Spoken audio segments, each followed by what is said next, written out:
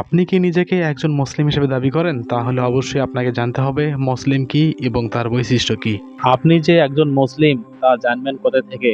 অবশ্যই আপনাকে কোরআন থেকে জানতে হবে। চলুন দেখি কোরআনে কাদেরকে মুসলিম বলা হচ্ছে। কোরআনের দৃষ্টিতে মুসলিম সেই ব্যক্তি যে নিজের ইচ্ছাকে আল্লাহর ইচ্ছার ওপরে আত্মসমর্পণ করে। আরবি শব্দ মুসলিম এসেছে ইসলাম শব্দ থেকে, যার অর্থ হলো আত্মসমর্পণ, অর্থাৎ আল্লাহর প্রতি সম্পূর্ণ আত্মসমর্পণ করা। প্রথমে মুসলিমের বৈশিষ্ট্য হচ্ছে আল্লাহকে একমাত্র উপাস্য হিসেবে বিশ্বাস করতে হবে। আল্লাহ ব্যতীত কোনো ইলাহ নেই। সূরা আল ইমরান 18 নম্বর আয়াতে বলা হয়েছে। এরপরেই হচ্ছে নবী মুহাম্মদ সাল্লাল্লাহু আলাইহি সাল্লামকে রাসূল হিসেবে অবশ্যই গ্রহণ করতে হবে এবং যত নবী রাসূল দুনিয়াতে এসেছে তাদেরকে অবশ্যই বিশ্বাস করতে হবে।